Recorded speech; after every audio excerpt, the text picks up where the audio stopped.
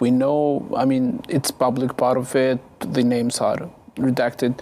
But what do you make of the indictment against the four, including President Thaçit, the big four?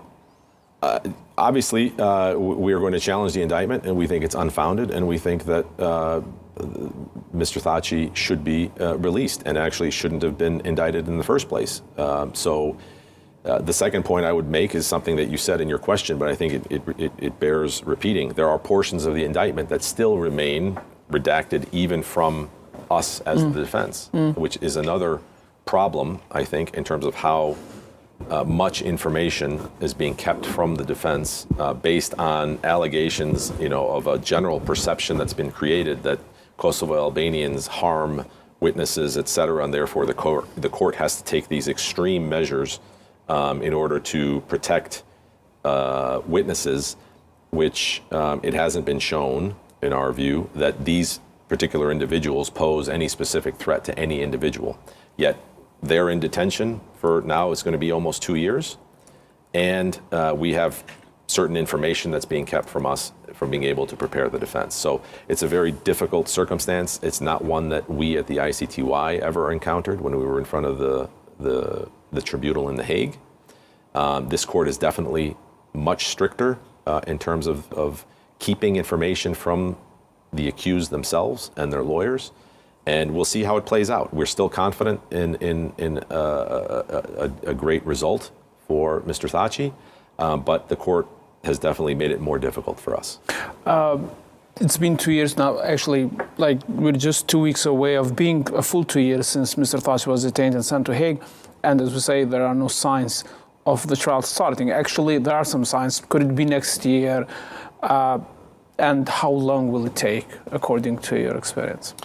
So, unfortunately, we get our information the same way you get your information. So we're hearing from the press spokesperson of the court that the case will be likely transferred to the trial panel by the end of the year, and then trial would start sometime in the first 3 months of 2023. So that's what we know concerning when it will start. I forgot the second part of your question. How long will it take, the trial itself? So I think realistically, and I base this on my experience at the ICTY, we can expect a trial of anywhere between 3 to 5 years before you get a first instance judgment.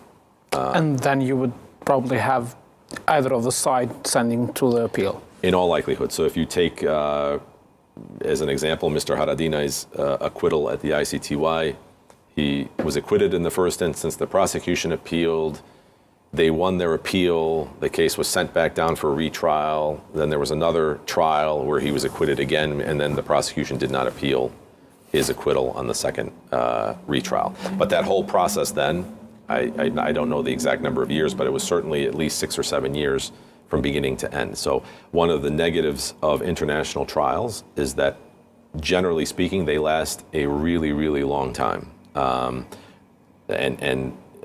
It's unfortunate, but I can't imagine that Mr. Thaçit and the other 3 accused will be probably in detention at least 5 years for the 2 years they've already been in detention, plus probably around another 3 years at least for the trial. So that's 5 years of detention.